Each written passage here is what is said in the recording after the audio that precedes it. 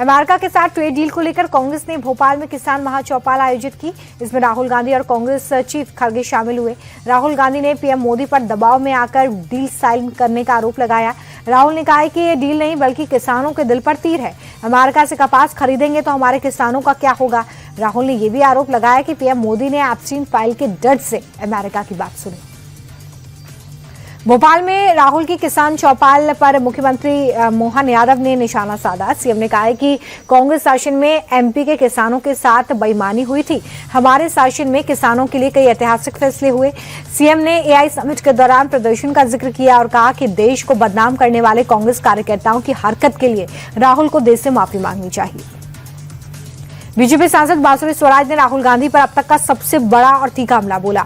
बांसुरी स्वराज ने कहा कि 5 बार के सांसद होने के बावजूद राहुल विपक्ष के नेता नहीं बल्कि एक नादान और जिद्दी बच्चे की तरह व्यवहार कर रहे हैं। बांसुरी ने सवाल उठाया कि क्या राहुल गांधी भारत विरोधी ताकतों के माउथपीस बन गए। उन्होंने आरोप लगाया है कि एआई समिट जैसे अंतर्राष्ट्रीय मंच पर कांग्रेस कार्यकर्ता देश की साख दांव पर लगा रहे हैं। स्वामी अविमुक्तेश्वरानंद का मामला तेजी से गर्मा रहा है। अविमुक्तेश्वरानंद ने उन पर आरोप लगाने वाले आशुतोष ब्रह्मचारी की तस्वीर दिखाई जिसमें वो additional police commissioner Ajay Pal Sharma के साथ थे। इस पर आशुतोष ब्रह्मचारी ने वीडियो बयान जारी कर सफाई दी और कहा कि जब अजय पाल शामली में पोस्टेड थे तब वो उसी जिले में रहते थे। आशुतोष ब्रह्मचारी ने दावा किया कि ये तस्वीर फर्जी है और एआई से बनी है। शंकराचार्य अविमुक्तेश्वरानंद पर लगे आरोपों को लेकर यूपी की सियासत गर्मा गई है। अखिलेश यादव को बीजेपी को टारगेट पर लेने का मौका मिल गया। अखिलेश यादव ने अविमुक्तेश्वरानंद पर लगे आरोपों को खारिज किया और कहा कि बीजेपी ने शंकराचार्य को टारगेट करके सारी हदें पार की। शंकराचार्य सिर्फ हमारे नहीं है, सनातन धर्म के पूजनीय लोगों में से एक है और ऐसे संत पर लगे आरोप दुखद और निंदनीय हैं। पंजाब के मोगा में भीषण सड़क हादसे की रोंगटे खड़ी कर देने वाली तस्वीरें सामने आई। वाघा पुराना रोड पर एक बुलेरो चालक की लापरवाही ने 3 गाड़ियों के परखच्चे उड़ा दिए। वीडियो में साफ दिख रहा है अचानक बुलेरो के मुड़ने से पीछे से आ रही कार उससे टकरा गई। पास खड़ी दूसरी गाड़ी को भी चपेट में लिया। गनीमत रही की गाड़ी के पास के नाले में ही गिर गई जिससे कि 2 से ज्यादा लोग वहां पर जो मौजूद थे वो बाल बाल बच गए। हादसे के बाद बुलेरो चालक फरार है जिसकी तलाश इस वक्त पुलिस कर रही है। महाराष्ट्र के भिवंडी में एक शख्स को अवैध निर्माण की शिकायत करना भारी पड़ गया। उसकी जान पर बनाई। शिकायत करने से नाराज 5 लोगों ने शिकायतकर्ता की बेरहमी से पिटाई की। पुलिस ने मामले में कार्रवाई करते हुए 5 आरोपियों के खिलाफ केस दर्ज कर लिया है। एक आरोपी को गिरफ्तार कर लिया गया है। बाकी फरार आरोपियों की तलाश में पुलिस लगातार छापेमारी कर रही है। महाराष्ट्र के कल्याण से दिल दहला देने वाली खबर सामने आई है। एक 30 वर्षीय बैंक कर्मचारी ने कुत्ते के काटने के बाद रेबीज होने के डर से खुदकुशी कर ली। मृतक को कुछ दिन पहले एक आवारा कुत्ते ने काटा था। परिजनों के मुताबिक वैक्सीन लेने के बावजूद युवक मानसिक रूप से काफी डरा हुआ था। रविवार रात घर में अकेले होने पर युवक ने अपनी जान ले ली। मौके से मिले सुसाइड नोट में युवक ने रेबीज के डर को ही अपनी मौत की वजह बताया।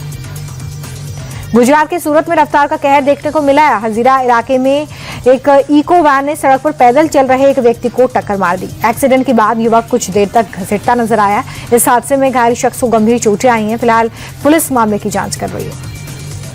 यूपी के बुलंदशहर में नकली नोट छापने वाली गैंग का पर्दाफाश हुआ है। पुलिस और स्वाट टीम ने ज्वाइंट ऑपरेशन में 3 बदमाश पकड़े हैं। इनके पास से 12,000 से ज्यादा नकली नोट और एक बाइक बरामद हुई है। ये लोग नकली नोट छापकर छोटे कारोबारियों के साथ धोखाधड़ी कर रहे थे। इन्होंने बाकायदा बैंक से 50 लाख का लोन लेकर उसे नकली नोट से चुकाने का प्लान बनाया था, लेकिन पुलिस को इस बात की सूचना मिल गई और युवक के प्लान पर पानी फिर गया। यूपी के सहारनपुर में अजीम प्रेमजी यूनिवर्सिटी में जमकर बवाल हुआ। संस्थान के कार्यक्रम में सेना के अपमान का आरोप लगाकर एबीवीपी कार्यकर्ताओं ने नारेबाजी की। कार्यक्रम के आयोजकों पर एक्शन की मांग की गई है। इसे लेकर यूनिवर्सिटी के नाम बोर्ड पर काला पेंट भी किया गया। मौके पर पुलिस ने कुछ कार्यकर्ताओं को हिरासत में लिया। यूपी के शाहजहांपुर में मस्जिदों को कवर किया जा रहा है। लाट साहब के जुलूस को लेकर शहर की 92 मस्जिदों को त्रिपाल से ढांका गया है। शरारती तत्वों से बचने के लिए प्रशासन ने कदम उठाया है। दरअसल लाट साहब के जुलूस के दौरान होली के रंग भी उड़ाए जाते हैं। इबादत गाह को प्रोटेक्ट करने के लिए त्रिपाल का इस्तेमाल किया गया है।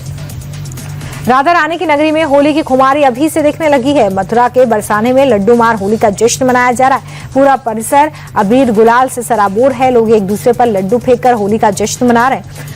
लड्डू मार होली के लिए बरसाने में लोगों की भारी भीड़ है। जबरदस्त गिरावट के साथ आज शेयर बाजार बंद हुआ। सेंसेक्स 1069 अंक तो निफ्टी 288 अंक की गिरावट के साथ बंद हुआ।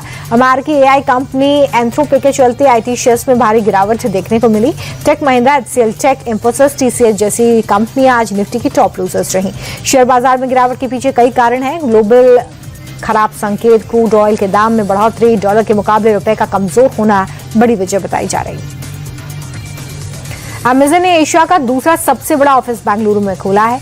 11 लाख स्क्वायर फीट में 12 मंजिला कैंपस ओपन हुआ है। इस ऑफिस में एक साथ 7,000 लोग काम कर सकते हैं। अभी तक कंपनी अपने सभी बिजनेस में $40 बिलियन का निवेश कर चुकी है। 2030 तक अमेजन भारत में $35 बिलियन का निवेश करेगी। अमेजन का कहना है कि भारत में टेक्नोलॉजी और एआई को लेकर जो उत्साह है वैसा दुनिया के किसी देश में नहीं।